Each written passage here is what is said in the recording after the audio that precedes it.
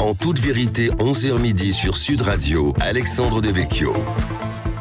En toute vérité, chaque dimanche entre 11h et midi sur Sud Radio, sécurité, économie numérique, immigration, écologie en cette année d'élection présidentielle. Pendant 1 heure chaque semaine, nous débattons sans tabou des grands enjeux pour la France d'aujourd'hui et de demain. Cette semaine, il sera question de la droite. Les enquêtes le montrent, le pays n'a peut-être jamais été aussi à droite et l'élection présidentielle se jouera probablement de ce côté-ci de l'échiquier politique. Reste à savoir quelle droite s'imposera. La droite centriste d'Emmanuel Macron, la droite souverainiste et sociale de Marine Le Pen, la droite bonapartiste et identitaire d'Éric Zemmour, ou celle encore indéchiffrable de Valérie Pécresse, dont les sondages disent qu'elle pourrait battre le président sortant au second tour. Pour en débattre, j'ai le plaisir de recevoir le sociologue québécois Mathieu Bock-Côté et le rédacteur en chef et éditorialiste politique au Figaro, Guillaume Tabar. Quel doit être le visage de la droite de demain ? Doit-elle être radicale ou raisonnable ? Mieux vaut-il gagner avec une droite de situation ou perdre avec une droite de conviction ? Tout de suite les réponses de Mathieu Bock-Côté et Guillaume Tabar dans En toute vérité. En toute vérité sur Sud Radio, Alexandre Devecchio. Mathieu Bock-Côté, bonjour. Bonjour. Vous êtes sociologue, chroniqueur, entre autres au Journal de Montréal, au Figaro, sur CNews et Europe 1. Votre dernier livre, La Révolution racialiste et autres virus idéologiques, est paru aux éditions de La Cité. Guillaume Tabar, vous êtes rédacteur en chef et éditorialiste au Figaro, éditorialiste politique sur Radio Classique. Votre nouveau livre, Macron, la Révolution inachevée, vient de paraître chez Robert Laffont. Alors, en tant que spécialiste du macroniste, je voulais commencer par cette question. Est-ce que Emmanuel Macron est de droite ? Écoutez, je dirais que tout le macronisme n'est pas de droite et toute la droite n'est pas macroniste, loin de là, mais comme dans la théorie des ensembles, il y a des intersections. Et oui, il y a un macronisme de droite. C'est d'ailleurs, je pense, l'un des problèmes fondamentaux de la droite, c'est qu'elle est aujourd'hui éclatée, non pas en courants différents, parce que ça c'est consubstantiel à son histoire, mais elle est éclatée en offres politiques différentes et des offres politiques qui paraissent aujourd'hui non seulement incompatibles, mais qui ont des chances ou des risques, je ne sais pas ce qu'il faut dire, de s'affronter non seulement au premier tour, mais aussi au second tour. Et justement, Emmanuel Macron avait fait exploser ce clivage droite-gauche. On parlait jusqu'ici beaucoup de clivage progressiste conservateur ou populiste mondialiste. Est-ce que finalement le clivage droite-gauche aujourd'hui a vraiment du sens ? Est-ce que la droite, comme on dit, est de retour ou est-ce qu'il est en train de se passer autre chose ? Écoutez, je pense que tous les clivages anciens subsistent. Le clivage gauche-droite que Emmanuel Macron prétend avoir détruit, il subsiste encore. La meilleure preuve, c'est qu'au sein même du macronisme, il y en a qui veulent construire une jambe droite du macronisme, ce que veut faire Édouard Philippe ou d'autres, et puis d'autres qui continuent à dire qu'il faut construire une jambe gauche du macronisme. C'est les ministres qui sont regroupés dans un club qui s'appelle Territoire de Progrès. Donc le fait qu'eux-mêmes se disent « nous on est de gauche, nous on est de droite », montre bien que le macronisme a échoué à faire ce fameux dépassement qu'il voulait. Mais en même temps que ce clivage subsiste, il y a d'autres clivages qui subsistent. Le clivage souverainiste européen, le clivage conservateur progressiste, qui parfois se recoupent, mais pas intégralement. Et en fait, Emmanuel Macron, qui prétendait justement faire exploser tous ces clivages à la fois, les a d'une certaine manière renforcés ou soulignés. C'est vrai sur l'Europe, c'est vrai sur le progressisme. Et voilà, il n'a pas réussi à faire cette synthèse qu'il prétendait faire lors de son élection. Alors, Mathieu Bock-Côté, est-ce que Macron est de droite ? Est-ce que le clivage droite-gauche a toujours un sens aujourd'hui ? Alors, je dirais, si on doit coller une étiquette à tout prix à Emmanuel Macron, je dirais néo-giscardien. Disons ça comme ça. C'est la volonté de reconstituer un grand parti du centre des raisonnables. D'autres diraient le cercle de la raison, pour reprendre une formule d'Alain Menck, si je ne me trompe pas. Donc, ensuite, dans l'espace politique tel qu'il existe, il envoie des signaux à cette part de la droite sous le signe du parti de l'ordre, par exemple. On l'a vu avec les Gilets jaunes, on le voit avec la lutte annoncée contre l'assistanat, donc la valeur travail et tout ça. Donc, on comprend les signaux qui sont envoyés. Mais j'aimerais dire, puis ça me semble fondamental, qu'on décide rarement si on est de droite, c'est la gauche qui décide si on est de droite. C'est-à-dire, le clivage gauche-droite se constitue à l'origine avec la gauche qui s'autoproclame gauche, qui refoule à droite ceux dont elle ne veut pas. Et puisque la gauche se renouvelle à coups de purges successives, eh bien, ça fait en sorte qu'elle déporte à droite régulièrement tous ceux qui ne suivent pas ces différentes innovations idéologiques. Pourquoi je dis ça? Parce que fondamentalement, il y a toute une série de gens qui aujourd'hui se retrouvent à droite sans l'avoir voulu, mais parce qu'ils ils vont même nous dire quelquefois, vous savez, je suis encore de gauche, c'est la gauche qui m'a quitté, et ainsi de suite. Donc, le clivage gauche-droite en lui-même est tout, à mon avis, est assez limité. Il éclaire une partie de l'histoire politique française, mais il a ses limites lorsque vient le temps de cartographier les différentes positions politiques. Sur le fond de la sensibilité, je crois qu'Emmanuel Macron est un progressiste d'ordre, disons ça comme ça. Il aime la société ordonnée, il aime la société libérale, il aime la société bien encadrée, mais favorablement disposé envers les revendications sociétales et identitaires qui caractérisent l'époque. Et il croit faire un espèce avec un effet de synthèse à travers ces différents éléments par la parole publique, par une capacité d'incarnation politique. Mais est-il de droite si on se tient à tout prix à ce clivage, avec un peu de substance au clivage gauche-droite si on le tient à tout prix? C'est pas la première étiquette que j'utiliserais pour le caractériser. Oui, je vous demandais, est-ce que le clivage droite-gauche a disparu? Vous m'avez répondu, c'est la gauche qui décide de ce clivage et qui décide de qui est de droite. Mais aujourd'hui, c'est l'un des enseignements de cette élection. On la voit pas beaucoup. La gauche, elle pourrait être éliminée encore une fois du second tour. En quoi elle pèse aujourd'hui dans le paysage des partis politiques? Alors peut-être qu'elle pèse ailleurs, mais dans le monde culturel. Il faut distinguer entre la gauche politique ou la gauche des partis et la gauche idéologique, qui est la gauche du nouveau clergé, que sont les médias et l'université.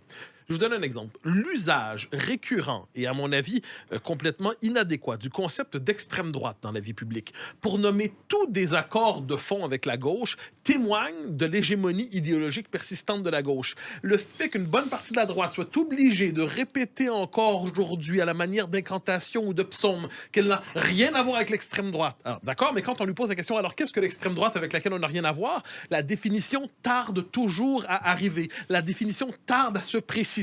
Donc, le simple fait, la peur de passer à l'extrême droite, entre guillemets, catégorie idéologique, à mon avis, fantomatique plus qu'autre chose, qui domine encore ce qu'on appelle la droite classique ou la droite républicaine ou la droite LR, en dit beaucoup sur cette idéologie idéologique de la gauche qui contrôle encore le langage politique, les catégories idéologiques, les catégories de description, la manière de raconter la vie politique. Donc la droite, même aujourd'hui politiquement majoritaire et sociologiquement majoritaire probablement, peine à avoir son autonomie intellectuelle et vit encore, en dernière instance, sous l'autorité idéologique du clergé progressiste. Justement, c'était ma question. Vous parlez d'une droite qui vivrait sur l'autorité de ce que vous appelez le clergé progressiste ou de la gauche. Qu'est-ce que c'est la droite? En fait, j'ai envie de vous demander à tous les deux comment vous la définissiez et peut-être plus précisément quelle est votre droite à vous, parce qu'il y a plusieurs droites. Alors peut-être Guillaume Tabar pour commencer. Effectivement, quand on parle de la droite, souvent on parle d'un certain nombre de valeurs. L'une de ces valeurs fondatrices, je pense, c'est la liberté. Bon, là, je vais peut-être dire une banalité, mais souvent, dans la manière on a voulu définir et donc différencier la droite et la gauche, on dit souvent que la gauche revendique l'égalité et que la droite incarne davantage la liberté. Liberté dans tous les sens du terme. Liberté politique, liberté économique, et évidemment, avec cette paradoxe aussi que la droite, qui pourrait revendiquer ce concept de liberté, refuse le vocable de libéralisme. Mathieu Bock-Côté disait, avec juste titre, que voilà, elle se méfiait des étiquettes et qu'on lui imposait les étiquettes de droite souvent même qu'elle était obligée de contester elle-même. Mathieu disait que la droite dit toujours, mais oui, mais nous ne sommes pas l'extrême droite. Mais il y a aussi souvent quelque chose, lorsque pendant longtemps, des responsables de droite, on leur dit, vous êtes la droite, ils disaient, oui, mais nous sommes la droite et le centre, comme si l'ajout du centre était une manière d'adoucir ce que le mot droite pouvait avoir de brutal, si ce n'est d'infamant à leurs yeux. De la même manière, le mot libéralisme n'est quelque chose qui n'est pas assumé par la droite française parce qu'il renvoie précisément, à tort ou à raison, à une forme de brutalité. Bon. Et puis surtout parce qu'il y a plusieurs traditions économiques dans la droite et que le libéralisme n'en est qu'une seule. Parmi justement les faux semblants de l'étiquetage politique, si on peut dire, il y a un premier paradoxe, on le disait, qui concerne la gauche, puisque si tout le monde dit « Ah mais finalement Macron, il a dévié à droite », et la gauche accuse Macron d'être carrément à droite. Bon. Mais donc si Macron a dévié à droite, il devrait rester un espace politique pour la gauche. Or, on voit que sur le plan électoral, jamais les candidats qui se disent de gauche n'ont paru si faibles. Je crois que quand on les met tous bout à bout de Mélenchon et d'Hidalgo en passant par Jadot, Roussel, ils font 20%, on arrive à 24%. Enfin, c'est bon. Si précisément Macron est totalement de droite, où est passée la gauche? Ensuite, je pense qu'il y a une autre illusion qui concerne cette fois-ci la définition de la droite. Souvent, quand on parle de la droite ou des droites, on fait l'addition des voix des partis qui se revendiquent de droite, en clair de LR, mais on fait aussi l'addition d'Éric Zemmour et de Marine Le Pen. Or, je pense que depuis longtemps, depuis je pense maintenant 10 ou 15 ans, on ne peut plus définir le Front National puis le Rassemblement National comme étant simplement une forme de la droite ou étant une droite plus radicale ou plus extrémisée, d'où le justificatif du vocable d'extrême droite. Je pense que le lepénisme est un en-soi politique qui sociologiquement mord autant sur la gauche que sur la droite, qui programmatiquement n'épouse pas un certain nombre de grands concepts de la droite, notamment celui du libéralisme, et qu'on voit qu'il y a une forme de gauche, il y a un centrisme autour d'Emmanuel Macron, il y a une droite, et il y a un lepénisme qui est encore autre chose. Merci Guillaume Tabar, merci Mathieu Bock-Côté. Vous restez avec nous sur Sud Radio dans En toute vérité. On se retrouve après une courte pause. Mathieu Bock-Côté nous dira ce qu'est selon lui la droite. On parlera aussi de Valérie Pécresse. Qu'est-ce que la droite Pécresse? Les réponses En toute vérité de Mathieu Bock-Côté et Guillaume Tabar dans quelques minutes. En toute vérité, 11h midi sur Sud Radio, Alexandre Devecchio. Nous sommes de retour sur Sud Radio dans En toute vérité. Quel doit être le visage de la droite? Mathieu Bock-Côté et Guillaume Tabar répondent à mes questions.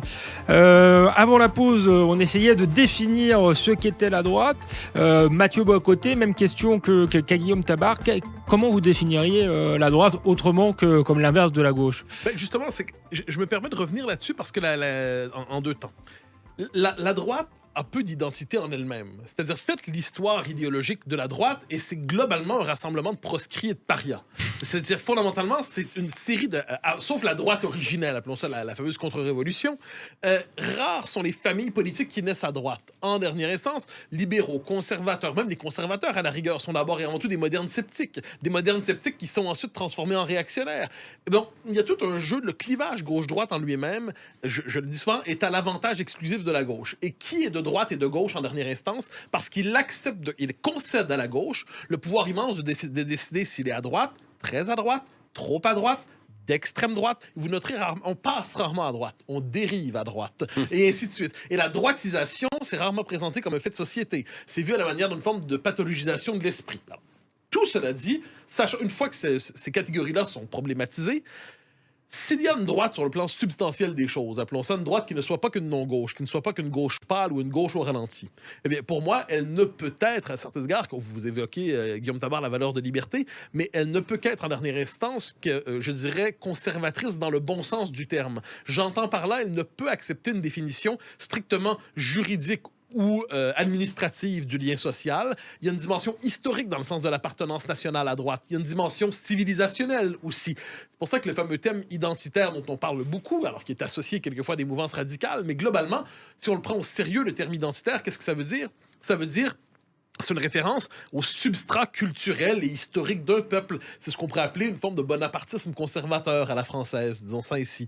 Et donc, de ce point de vue, si la droite veut exister autrement qu'à la manière d'une forme de réformisme libéral qui se veut un peu plus responsable sur le plan comptable que la gauche, elle doit renouer avec son imaginaire propre. Et son imaginaire propre, c'est un imaginaire qui définit la nation sous le signe de l'histoire, qui définit la liberté sous le signe des libertés. Ça, c'est sa part aronienne. C'est pas la liberté incandescente qui féconde le monde. Ce sont les libertés qu'il faut préserver. J'ajouterais probablement que ça vient aujourd'hui qu'une critique mais une critique sous le signe d'une forme de vigilance intellectuelle du retour de la tentation totalitaire qui traverse l'Occident aujourd'hui. Si ce qu'on appelle la droite n'est pas capable de répondre aujourd'hui à tout ce qu'on appelle le wokisme et ainsi de suite, et se contente d'une réponse sur le mode ça vient des campus américains et ça y restera, si elle n'est pas capable de voir l'enjeu de civilisation qui est porté par cette nouvelle tentation totalitaire, elle demeurera intellectuellement impuissante et paralysée. Alors la droite, justement, la droite LR, en tout cas, c'est Valérie Pécresse, un peu à la surprise générale, qui a remporté la primaire LR et qui, selon les sondages, réussit une percée au point d'être peut-être en capacité de battre Emmanuel Macron au second tour. Guillaume Tabar, Valérie Pécresse, c'est une bulle sondagière ou est-ce qu'elle peut gagner? Son principal atout, c'est d'incarner le vote utile. Est-ce que c'est suffisant pour faire une candidate de droite? Rien n'est jamais suffisant et le succès d'une candidature, c'est toujours lié à plusieurs paramètres. À la fois ce qu'on arrive à dire de soi-même et l'identité qu'on parvient à incarner, et aussi, et souvent surtout, la manière dont on parvient à s'opposer notamment à un président sortant. Et on sait bien que bien des présidentielles se sont gagnées par simple volonté de sortir le sortant. Le cas le plus emblématique étant sans doute la victoire de François Hollande en 2012. J'ai pas eu le sentiment qu'à ce moment-là, il y a eu un élan de hollandisme dans le pays, mais il y avait une volonté majoritaire de faire battre Nicolas Sarkozy, ce qui lui a permis à Hollande d'être élu avec le renfort de François Bayrou et des voix venues d'un peu partout. Valérie Pécresse, dans cette campagne, il faut lui reconnaître un mérite. Alors, c'est que dans son discours, hein, là, après on la jugera sur ses actes et ça, mais en tout cas, dans le discours, elle a essayé de cumuler un discours à la fois de ce qu'elle appelle de modernité, le fait qu'elle ait valorisé le fait d'être une femme, donc d'apporter à la droite cette vision-là, et une forme d'autorité en valorisant les questions de sécurité et d'immigration. Et même, y compris en tête personnelle, elle a joué assez sur le côté, voilà, moi je suis une femme d'autorité, certains diront autoritaire, mais à la limite, ça lui rend service de cette campagne, parce que voilà, on parlait de valeurs de la droite, je pense que l'idée de l'autorité est aussi consubstantielle à la droite. Et Valérie Pécresse s'efforce de porter ça. Voilà. Après, c'est sûr que la synthèse qu'elle incarne, elle est moins complète, je dirais, que la synthèse qu'avait réussi à incarner François Fillon en 2017, où François Fillon avait, peut-être d'ailleurs à son insu ou à son corps défendant, mais réussi à incarner la synthèse de différentes traditions de la droite, un réformisme économique et étatiste assez fort, un conservatisme par rapport aux questions de société, par rapport aux questions d'identité, par rapport à la question de la fidélité de la France à son histoire, et aussi un discours que François Fillon avait tenu sur la lutte, c'était un des premiers d'avoir mis ça en avant, la lutte contre la menace islamiste. Il était tout ça. La synthèse d'aujourd'hui portée par Valérie Pécresse me paraît plus rétrécie. Bon, mais après tout, les dynamiques, elles relèvent j'allais dire, d'une réalité électorale. S'il apparaît que de manière un peu durable, à travers les semaines, elle est perçue comme étant crédible, un, pour se qualifier au second tour, deux, pour battre Emmanuel Macron, ça peut éventuellement susciter un réflexe de vote utile en sa faveur pour obtenir cette alternance. Valérie Pécresse est une technocrate soumise au politiquement correct et aux communicants. C'est ainsi que l'a défini Éric Zemmour. Mathieu Bock-Côté, comment définissez-vous le pécressisme? Existe-t-il et en quoi diffère-t-il du macronisme? Oui, bon, je pense qu'une dimension presque de sensibilité culturelle, si on doit distinguer entre le macronisme et le pécressisme. Alors, le macronisme est un progressisme revendiqué qui se veut ouvert à l'époque, appelons ça comme ça, qui se veut fondamentalement d'accord avec les innovations de l'époque. Si le pécressisme existe, on verra dans les prochaines semaines, on y verra une sensibilité plus conservatrice qui consiste à être davantage portée vers les valeurs classiques, vers un certain rapport à l'héritage, davantage que l'enthousiasme pour tout ce que l'époque nous propose. Autrement dit, le macronisme applaudit l'époque, le pécressisme témoigne d'un certain scepticisme et se veut sous le signe de la continuité, se veut sous le signe de la fidélité classique. Je pense donc que c'est une différence de sensibilité davantage qu'une différence de programme. Là où le pécressisme, si on peut l'appeler ainsi, va se distinguer, c'est dans sa manière justement de mener la bataille devant et Marine Le Pen et Éric Zemmour. Parce qu'un des grands problèmes de la droite, historiquement, c'est que lorsque vient le temps de combattre ce qu'elle appelle, ce qu'on pourrait appeler la droite populiste ou nationale, ou la droite mais que les médias appellent l'extrême droite, c'est qu'elle ne parvient pas à lutter contre, en ce moment, Zemmour, autrement que dans les mots et le langage de la gauche. Donc, elle n'est pas capable de formuler sa propre critique de Zemmour, par exemple. Lorsqu'elle parle de Zemmour, elle en parle comme on en parle dans Mediapart ou dans Libé. Est-elle capable de formuler sa propre critique du zémourisme, tant qu'elle multiplie les ismes, est-elle capable de multiplier sa propre critique? On va y venir au zémourisme. Mais est-elle capable de le critiquer sans le faire dans les termes de la gauche? Et c'est là qu'on va voir peut-être une part originale. Marc Crapez disait en 1999, dans un petit texte oublié mais essentiel, précis d'une droite dominée, qui était à la fin de son livre Naissance de la gauche, il disait tout le problème de la droite libérale ou libérale conservatrice, c'est d'avoir cru mener contre la droite nationale ou ce qu'ils appellent l'extrême droite, la même critique que l'extrême gauche en fait. Et ça, je pense que dans sa capacité à se positionner sur le mode critique mais non hystérique, sur le mode critique mais non pas sans brandir les drapeaux de l'antifascisme renaissant contre Zemmour et contre Marine Le Pen, là, elle peut affirmer une originalité à tout le monde verra dans les prochains jours, les prochaines semaines. Elle a gagné justement la primaire, mais en face d'elle, Éric Ciotti, qui est sur une ligne très différente, Zemmouro-compatible, lui n'était pas du tout dans la critique d'Éric Zemmour, a également fait un score important. Si moi je doute pas de leur capacité à se réconcilier en temps de campagne électorale, parce que c'est dans leur intérêt à tous les deux, est-ce que au moment de gouverner, les droites qu'ils incarnent, Valérie Pécresse et Éric Ciotti, sont des droites compatibles finalement? Est-ce qu'il n'y a pas deux droites irréconciliables, Guillaume Tabar, comme deux gauches irréconciliables? Elles seront compatibles si elles gagnent. Vous savez, souvent, c'est la victoire en campagne, moi, j'ai pas de doute qu'elles peuvent être compatibles. Mais ensuite, François Hollande a gagné avec, pardonnez-moi, avec Arnaud Montebourg, avec Manuel Valls, avec une partie de la gauche de la gauche. Et on a vu qu'il avait eu du mal à gouverner ensuite sur une ligne cohérente. Oui, mais en fait, vous savez, tout gouvernement repose toujours un peu sur ce mariage des contraires. Vous voyez, quand dans le gouvernement Balladur, on avait à la fois un Charles Pasqua et une Simone Veil.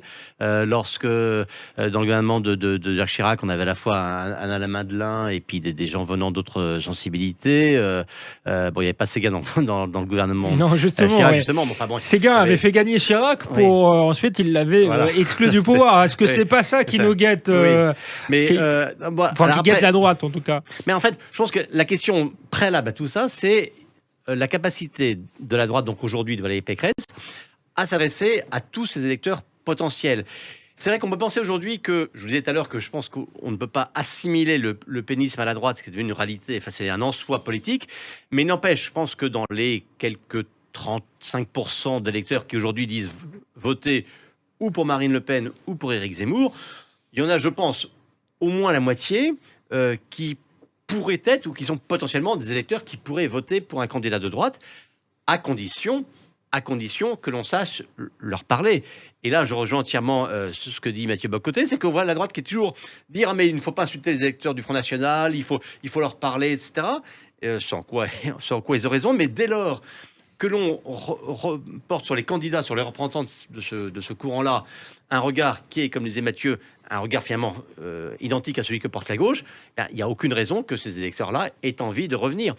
Et c'est vrai que ce qu'a apporté Éric Ciotti, c'est un peu un changement de paradigme dans le discours sur les représentants de cette droite-là. Jusqu'où sera-t-il entendu? Ça, c'est une autre question. Merci Guillaume Tabar, merci Mathieu Bock-Côté. Vous restez avec nous sur Sud Radio. Dans toute vérité, on se retrouve après une courte pause. Éric Zemmour est-il de droite, d'extrême droite ou d'ailleurs? Les réponses en toute vérité de Mathieu Bock-Côté et Guillaume Tabar dans quelques minutes.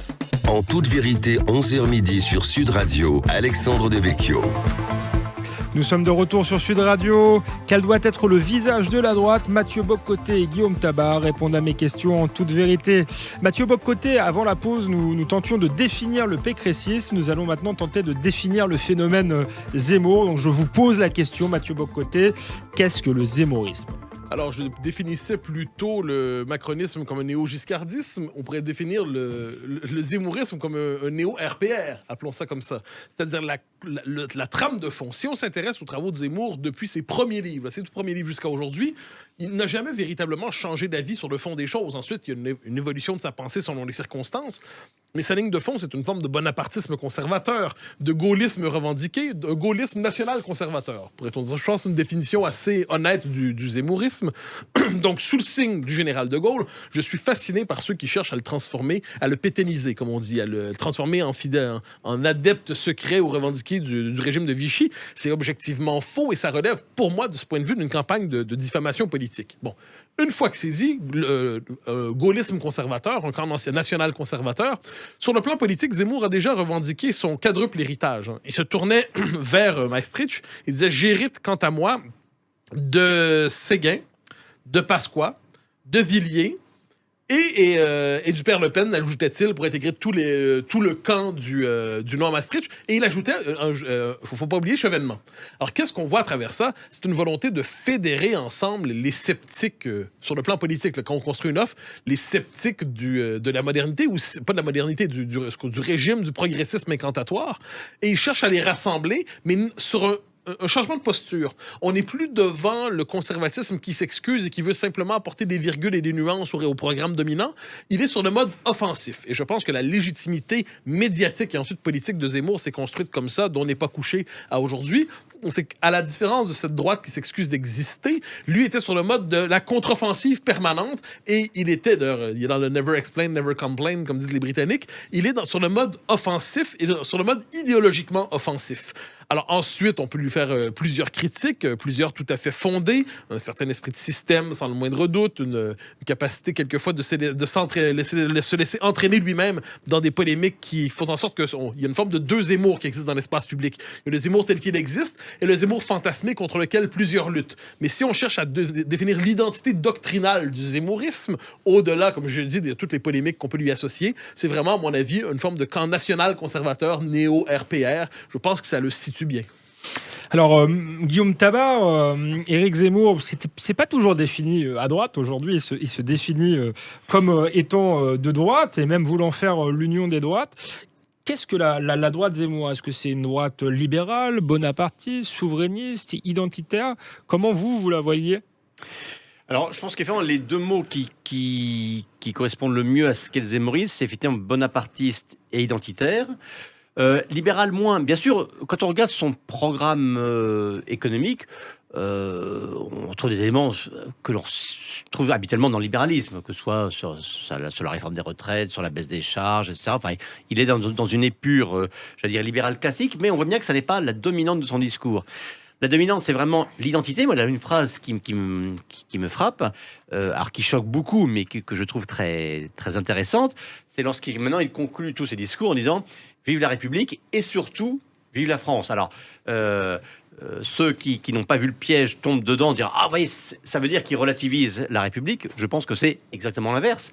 Dire « Vive la République et surtout, vive la France », ça n'est pas relativiser la République, c'est au contraire élargir le champ de l'histoire de France. C'est une évidence de dire que la France n'a pas commencé avec la République. Je veux dire que la France a existé avant 1789. Il y en avait un qui l'avait très bien compris, c'est un certain François Mitterrand, qui lui n'avait pas hésité. Quand on voyait Jacques Chirac, qui se revendiquait gaulliste et donc qui revendiquait cette grande histoire de France, avait refusé de célébrer le baptême de Clovis lorsqu'il était président, donc les 1500 ans du baptême de Clovis. Il avait refusé, non, c'est pas bien. François Mitterrand, lui, tout de gauche qu'il était, avait assumé, revendiqué de fêter le millénaire du Capet. Et aujourd'hui, quand Éric Zemmour parle de cette histoire millénaire de la France, j'ai entendu même Cohn-Bendit dire « Ah, ça nous rappelle Hitler qui voulait faire un Reich de 1000 ans. » C'est d'une bêtise à pleurer. Voilà. Éric Zemmour rappelle cette continuité de l'histoire de France. Et après tout, il y en a un autre qui le fait, c'est Emmanuel Macron. Alors, mais Emmanuel Macron, le problème, c'est que dès qu'il parle d'histoire, il dit souvent une chose et son contraire. Il envoie des signaux contradictoires, mais il y a une partie du discours macronien qui dit, précisément, la France n'a pas commencé avec la République. Et lorsqu'il dit que la France reste orpheline d'un roi, je pense qu'il a conscience de ça. Lorsqu'il va fêter Jeanne d'Arc à Orléans, il a conscience de ça. Le problème, c'est qu'après, il envoie d'autres signaux qui vont tout à fait dans l'autre sens. Donc, l'identité, oui. Et le bonapartisme au sens où il assume la force d'un pouvoir politique qui va imposer sa volonté à toutes les forces, qu'elles soient économiques ou les corps intermédiaires, etc. Vous l'avez comparé avec Emmanuel Macron sur l'histoire. Est-ce que finalement, face à une politique qui est devenue de plus en plus gestionnaire, et c'est peut-être l'un des défauts du pécressisme, on n'a pas eu l'occasion d'en parler, est-ce que la force justement d'Emmanuel Macron et d'Éric Zemmour, c'est pas de s'inscrire dans des grands récits, Mathieu Bock-Côté? Dans les grands récits, dans une revalorisation du politique. C'est-à-dire, il faut voir le contraste des débats entre, d'un côté, le débat Zemmour-Mélenchon et ensuite le débat Zemmour-Le Maire. C'est assez intéressant. Zemmour-Mélenchon, on est devant deux grands récits qui s'affrontent. Devant le maire, Zemmour n'a pas dû faire le mode du grand récit. Là, il devait trouver sa crédibilité technique. C'est-à-dire, c'était une forme de contraste. Il n'avait pas à faire donner les mêmes... de réussir la même chose avec l'un et l'autre. Donc, on a vu le grand récit zemmourien avec Mélenchon. On voit ensuite le fait est-il capable de répondre sur des questions d'économie, d'hôpital, avec le maire. Il en est capable. Donc là, on voit il cherche à ajouter des couches de légitimité. Mais la part dominante du zémourisme, au-delà du grand récit, je crois, c'est un retour aux politiques. Quand Guillaume Tabar disait qu'il voulait s'en prendre aux différents corporatismes, c'est vrai, on pourrait nommer aussi la critique de la Cour constitutionnelle, du Conseil constitutionnel, pardon. Et ça, c'est assez important. Certains y voient une offense à l'état de droit. Non, il ne faut pas tout mélanger. C'est-à-dire, est-ce que on a assisté à une forme de judiciarisation du politique en Occident depuis 40 ans? Est-ce que les tribunaux se sont arrogés un pouvoir qui relève presque aujourd'hui de la souveraineté? Est-ce qu'en dernière instance, ils fixent les paramètres de l'action politique? Est-ce que les tribunaux est-ce que le Conseil constitutionnel s'est permis d'étendre son empire et de se substituer au pouvoir? Je pense qu'on peut le décrire. Certains y voient une évolution de l'état de droit, d'autres y voient une forme de confiscation de la souveraineté par un contre-pouvoir. Si on voit ça ainsi, Zemmour dit, je pose la question du régime. Du régime, c'est-à-dire je veux restaurer le politique, je veux restaurer le primat de la souveraineté nationale ou populaire dans ce cas-là, par le référendum, plutôt que tolérer cette dérive. Ensuite, on peut être pour ou contre, la question n'est pas là. Mais le fait est qu'il pose la question du régime directement, et de ce point de vue, il est dans une tradition plutôt gaulliste. Certainement pas la deuxième génération de la Ve République, qui, elle, a consenti à cette évolution du régime vers la judiciarisation du politique, mais il y a une volonté de revaloriser le politique. Et pourquoi le référendum chez Zemmour est aussi présent? C'est que c'est vu comme un lieu de recréation, pour régénérer une légitimité nouvelle, pour contredire ce nouveau régime qui s'est installé, qui se nomme encore Ve République, mais qui est assez infidèle aux origines philosophiques et politiques de la Ve. Sa candidature, dans un premier temps, a rappelé celle de Donald Trump. On a vu qu'il a un peu copié ses slogans, son style, son affiche de campagne sur la couverture de son livre. Sur le plan européen, vous l'avez rappelé, sur le droit européen, il se rapproche un peu de Viktor Orban, avec finalement ce que Viktor Orban appelle la démocratie illibérale, c'est-à-dire contester le pouvoir des juges, des cours constitutionnelles, ou du moins le limiter. Est-ce que finalement, Éric Zemmour n'est pas tout simplement un populiste, sachant que ce mot n'est pas forcément péjoratif dans ma bouche et que d'une certaine manière, le général de Gaulle, vous l'avez rappelé, l'était? Oui, c'est-à-dire que, et c'est amusant, la référence à Orban est intéressante parce que Orban est devenu, dans une certaine sphère politique et médiatique, le symbole de l'horreur, du totalitarisme, de la non-démocratie. Bon, lequel Orban, non seulement a été élu au suffrage universel, mais je pense que c'est l'un des dirigeants européens qui aujourd'hui... Et puis a combattu le totalitarisme soviétique, on le rappelle assez peu, oui, mais... Vous avez raison de le rappeler. Et on voit bien comment, encore hier, Emmanuel Macron a voulu opposer son Europe à celle de Viktor Orban ou à celle aujourd'hui du gouvernement polonais. Éric Zemmour, lui, il assume ce lien, il assume cette proximité et il montre que les principes démocratiques ne se résument pas simplement au discours politique dominant aujourd'hui en France. Et je pense que sa force, en tout cas, c'est d'assumer d'être à contre-courant de cette vulgate politico-médiatique, je ne sais pas comment il faut la qualifier. C'est en ça qu'il ressemble à Trump. C'est que un candidat, soit il se règle sur les critiques médiatiques qu'il entend, dire « oh là, on me tape dessus, ça veut dire que j'étais trop loin, donc il faut que je corrige, il faut que je nuance, il faut que je tempère », ou il reste fidèle à sa boussole. Alors bien sûr, c'est risqué, son discours peut être minoritaire, et pour l'instant il l'est encore, mais le pari de la constance dans le discours, je pense, fait aussi partie des caractéristiques du zémourisme. Mathieu Bocoté, est-ce que le zémourisme est une forme de populisme? Je pense que le terme populisme est un des plus galvaudés aujourd'hui. Il y a un paradoxe dans le populisme, c'est on ne réfère au peuple aujourd'hui qu'à travers la référence au populisme. Donc le peuple ne survit rhétoriquement ou symboliquement dans la démocratie contemporaine que de manière péjorative ou négative. Alors si par populisme on entend une volonté de revenir à la souveraineté populaire, il y a probablement une part de populisme chez Zemmour, mais je pense que dans le style, dans la manière de faire de la politique, dans la manière de construire son projet, il y a de vraies différences avec le populisme contemporain, ne serait-ce que parce qu'en France, il y a une tradition verticale dans le rapport aux politiques, et le populisme l'assume aussi à la recherche quelquefois d'un chef, d'un leader, et ainsi de suite. Mais je crois que ce n'est pas un simple décalque français du populisme contemporain. Merci Mathieu Bocoté, merci Guillaume Tabar. Vous restez avec nous sur Sud Radio dans Toute Vérité. On se retrouve après une courte pause. Marine Le Pen a-t-elle encore une chance? Les réponses en toute vérité de Mathieu Bocoté et Guillaume Tabar dans quelques minutes. En toute vérité, 11h midi sur Sud Radio, Alexandre Devecchio. On est de retour sur Sud Radio dans Toute Vérité avec le sociologue québécois Mathieu Bock-Côté, avec le rédacteur en chef politique et éditorialiste Guillaume Tabar. On a défini le macronisme, le pécressisme, le zémourisme. Il nous reste à définir le marinisme. Alors Marine Le Pen a un point commun pour le coup avec Emmanuel Macron. Elle ne se définit pas comme de droite. Qu'est-ce que le marinisme, Guillaume Tabar ? Bonne question. Elle est l'héritière du... Alors, est-ce qu'il faut dire du jean-marinisme ? Je ne sais pas. En tout cas, voilà, il y a une continuité de Le Pen parce qu'elle a repris le parti et le courant construit par son père.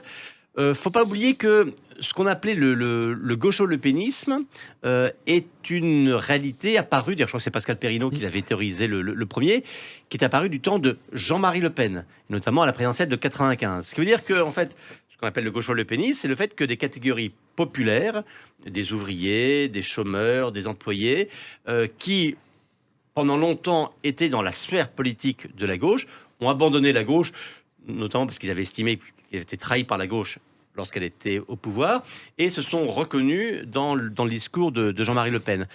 Marine Le Pen a, je pense, conservé cela, et elle l'a élargi, là aussi, à des catégories qui se situaient plutôt du côté de la gauche. Je pense notamment d'une partie des fonctionnaires. Alors, quand on parle des fonctionnaires, c'est très vaste, hein. Il y a les profs qui, eux, sont encore assez hermétiques au lepénisme. Il y a la haute fonction publique, mais il y a aussi presque un lumpenprolétariat de la fonction publique qui, lui, sur ces années récentes, a basculé en grande partie vers le lepénisme. Et enfin, dernier point, il y a une montée de ce qu'on pourrait appeler le lepénisme rural, ce qui n'était pas le cas aussi dans le début de l'histoire du Front National. C'est pour dire qu'il y a ce substrat populaire que Marine Le Pen a su construire et qui aujourd'hui est un peu son bouclier. Parce que si elle est concurrencée par Éric Zemmour sur les thématiques identitaires, sécuritaires ou sur l'immigration, elle garde ce lien avec cette sociologie-là sur laquelle, pour l'instant en tout cas, Éric Zemmour ne parvient pas à mordre et sur lequel la droite, et peut-être surtout si c'est Valérie Pécresse qui aujourd'hui l'incarne, non seulement ne mord plus, mais même ne cherche même plus à reconquérir. Marine Le Pen, Mathieu Bock-Côté, ne se définit pas comme de droite. Elle a un lien fort avec les classes populaires. Est-ce que finalement, c'est la candidate de gauche ? Oui, il m'arrive quelquefois de dire ça à la blague à mes amis de gauche qui sont terrifiés par un nom de famille, et je leur dis, bon, faites l'économie du père, évidemment. Faites l'économie de l'histoire du parti. Contentez-vous du programme aujourd'hui, du discours et appelons ça de la sensibilité, des affects de Madame Le Pen, Marine Le Pen. Il y a quelque chose chez elle que je dis qu'on pourrait dire à la blague, c'est le CRS du temps de Chevènement plus la lutte à l'immigration. Il y a quelque chose comme ça. Il y a aussi dans le...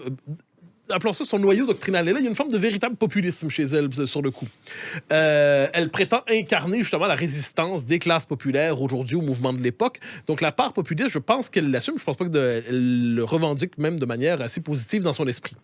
Il y a aussi quelque chose, il y a un parallèle qu'on peut faire, mais moins sur le plan doctrinal que sur le plan du personnage politique, entre Marine Le Pen et Jacques Chirac en 1995. C'est-à-dire qui se présente pour une troisième fois, qui finalement qui a souvent été battu d'avance, on le disait terminé, fini, foutu. Et il revient, il se distingue par quoi ? Par sa persévérance, par sa persistance, par le fait qu'il ne se laisse pas abattre, qu'il décide d'avoir justement... Il va déclarer sa candidature dans la presse régionale et ainsi de suite. Et j'ai l'impression que Marine Le Pen, 1000 fois enterrée, se dit probablement que c'est cette fois son tour. Et pourquoi ? Parce que sa persévérance paiera. Parce qu'elle nous dit, elle répète, la politique, c'est aussi un métier. Critique très frontale, très directe par rapport à Zemmour, qu'elle présente comme une forme d'amateur qui vient improviser. Ça peut faire penser à François Mitterrand aussi, hein, 3 élections présidentielles. Bien sûr. Mais ce que la force tranquille à la fin. Voilà, et c'est pour ça que j'arrivais sur ce terme-là. Je crois que Marine Le Pen, face au patriotisme zémourien qu'elle présentera comme un patriotisme hystérisé, elle dira, moi je suis le patriotisme, certes, mais le patriotisme tranquille. Donc, dans son esprit, elle n'a pas une rhétorique aujourd'hui d'insurrection. On n'est plus dans une rhétorique d'insurrection, on est dans une rhétorique... On pourrait même qu'elle est passée de l'alternative à l'alternance. C'est-à-dire, autrefois, elle disait, je suis la grande alternative. Aujourd'hui, je suis l'alternance possible, fondamentale, mais raisonnable en dernière instance. Donc, c'est à la la fois, si on cherche à la définir, il y a le personnage qui s'inscrit dans l'histoire des grandes bêtes politiques de la Ve République qui se distinguent par le fait qu'ils sont toujours au rendez-vous, puis finalement, ils disent qu'ils vont finir par l'emporter dans une course de fond. Sur le plan idéologique, une forme, et là, je sais que je vais heurter certains de mes amis, une forme de néo-chevènementisme, à tout le moins sur le corps doctrinal revendiqué et affiché. Il y aurait 1000 nuances à faire ensuite à partir de là, mais d'une certaine manière, elle voudrait incarner une forme de gauche nationale et populaire. Justement, et populaire, Jérôme Sainte-Marie est assez d'accord avec vous. Il explique que sa grande force, c'est d'avoir su souder autour d'elle un bloc populaire. Est-ce que c'est pas la seule à s'adresser aux oubliés ? Oui et non. C'est-à-dire qu'il y a différents oubliés. Hein. Il y a les oubliés de l'identité, par exemple, auxquels on ça peut être les mêmes, hein, d'ailleurs. Le déclassement économique et le déclassement...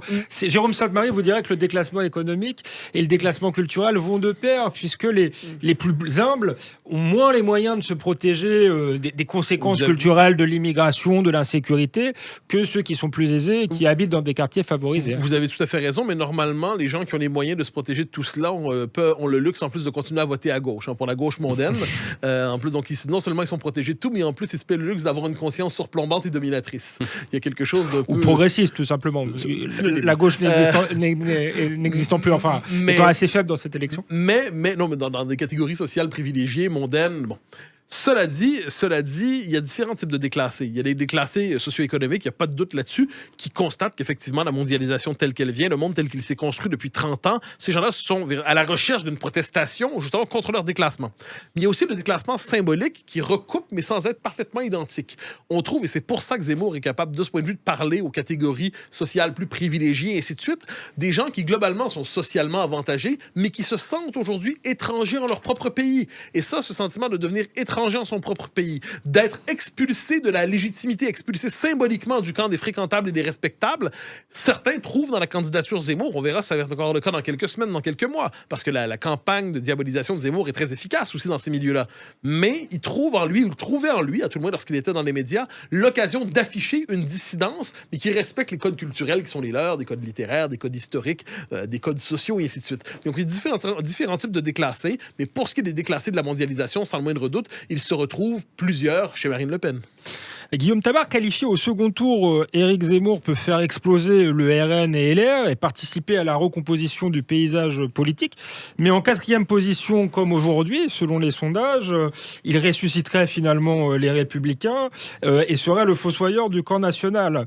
En quelque sorte, le candidat anti-système qu'il prétend être deviendrait le sauveur ultime du vieux système politique. Que vous inspire ce scénario et doit-il envisager un accord avec Marine Le Pen si l'un des deux, que ce soit Marine Le Pen ou Éric Zemmour, ne parvient pas à prendre l'avantage sur l'autre? Écoutez, vous posez, je pense, la question centrale, mais la réponse à cette question va dépendre de l'affiche du second tour.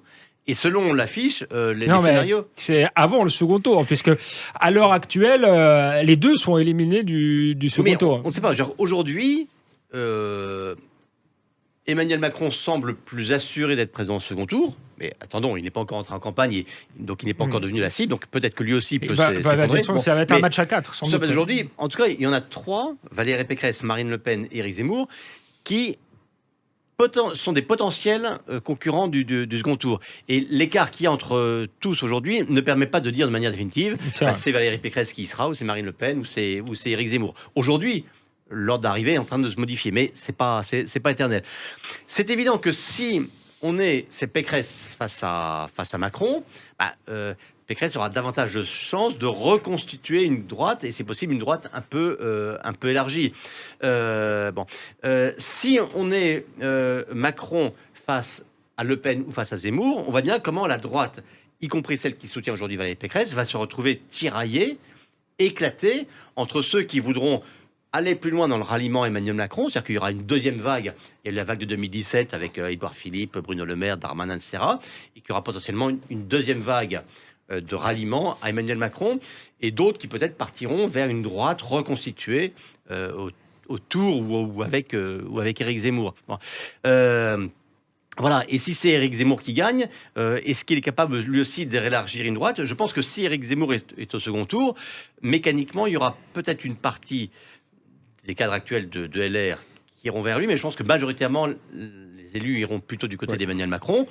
En revanche, avec un Zemmour au second tour, c'est le Rassemblement national et la galaxie lepéniste qui, je pense, éclatera carrément et qu'une recomposition de cette droite-là s'organisera autour de Reconquête ou de ce qui en tiendra lieu à ce moment-là. Mathieu Bock-Côté, qu'est-ce qui est plus souhaitable finalement pour la droite ? Prendre le risque d'un nouvel échec politique, mais en portant des convictions haut et fort et en précipitant éventuellement une recomposition profonde, ou gagner finalement au second tour avec une droite de situation au risque de gagner la présidentielle une nouvelle fois, pas pour créer une alternative, mais pour être une simple alternance, voire une continuité d'Emmanuel Macron.